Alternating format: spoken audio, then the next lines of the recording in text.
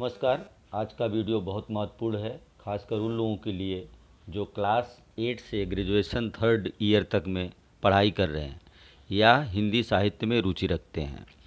आज का वीडियो हिंदी साहित्य के मूर्धन्य उपन्यासकार लेखक मुंशी प्रेमचंद के जीवन से जुड़ी है। मुंशी प्रेमचंद का जन्म 31 जुलाई 1980 को ग्राम लमही, जिला बनारस, आज की वाराणसी में हुआ था। इनकी मृत्यु 8 अक्टूबर 1936 में हुई। प्रेमचंद के पिता का नाम अजायब राय था, जो एक पोस्ट ऑफिस में क्लर्क थे। इनके माता का नाम आनंदी देवी था और इनकी पत्नी का नाम शिवरानी देवी था। इनके बेटे का नाम अमृत राय था। प्रेमचंद के दो उपनाम थे, मुंशी प्रेमचंद और नवाब राय। व्यवसाय लेखक और उपन्यासकार थे। भाषा हिंदी और उर्दू पे मुंशी प्रेमचंद की अच्छी पकड़ थी। प्रेमचंद अपने माता पिता की चौथी संतान थे। महत्वपूर्ण रचनाएं इनकी गोदान, गबन, निर्मला, बाजार ए हुस्न, कर्मभूमि, शतरंज के खिलाड़ी, ईदगाह आदि। प्रेमचंद के पत्नी का नाम शिवरानी देवी था, जो कि बाल विधवा थीं। इनके बारे में आगे भी चर्चा करेंगे। प्रेमचंद का असली नाम धनपत राय श्रीवास्तव था। आगे चलकर धनपत राय श्रीवास्तव ने अपना नाम नवाब राय लिखना प्रारंभ किया।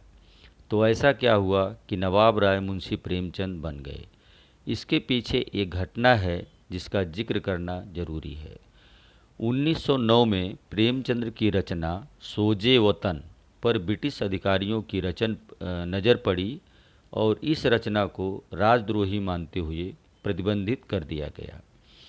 इसके बाद उर्दू पत्रिका जमाना के संपादक मुंशी दया नारायण निगम, जिन्होंने धनपत राय की पहली कहानी दूनी के अनमोल रतन प्रकाशित की थी, उन्होंने धनपत राय को अपना नाम प्रेमचंद रखने की सलाह दी थी और यहीं से धनपत राय ने नवाब राय का इस्तेमाल बंद करके प्रेमचंद लिखना शुरू कर दिया।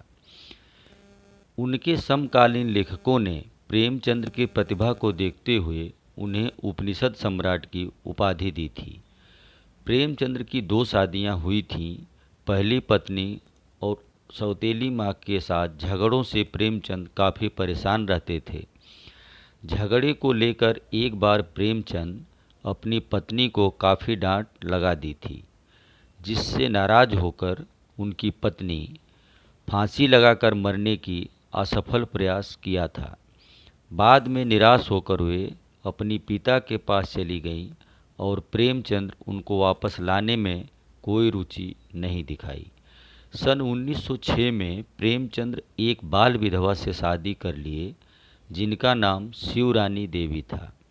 उस समय इस कदम को काफ़ी क्रांतिकारी माना गया, क्योंकि उस समय में विधवा विवाह को काफ़ी हेय दृष्टि से देखा जाता था। इसकी वजह से प्रेमचंद को काफ़ी सामाजिक विरोध का सामना करना पड़ा। प्रेमचंद की मौत के बाद शिवरानी देवी एक किताब लिखी, जिसका शीर्षक प्रेमचंद घर में प्रेमचंद इन हाउस है। मुंशी प्रेमचंद अपने अधिकांश जीवन काल में आर्थिक तंगी का सामना करते रहे।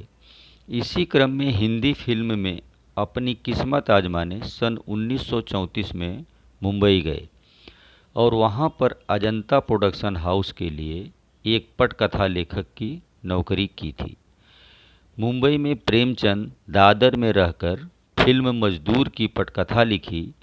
मोहन भवानी द्वारा निर्देशित इस फिल्म में मजदूर वर्ग की खराब स्थितियों को दर्शाया गया है।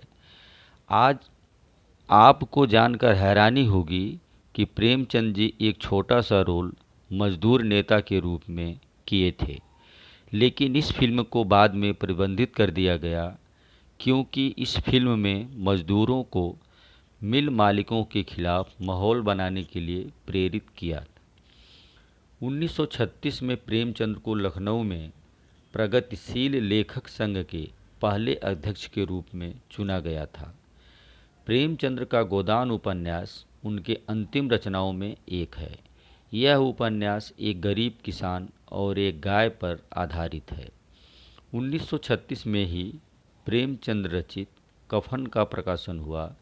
इसमें एक गरीब आदमी अपनी पत्नी के अंतिम संस्कार के लिए पैसा इकट्ठा करता है, परंतु सारा पैसा अपने खाने पर खर्च कर देता है। प्रेमचंद की अंतिम प्रकाशित कहानी क्रिकेट मैचिंग थी, जो उनके मृत्यु के बाद 1938 में प्रकाशित हुई थी।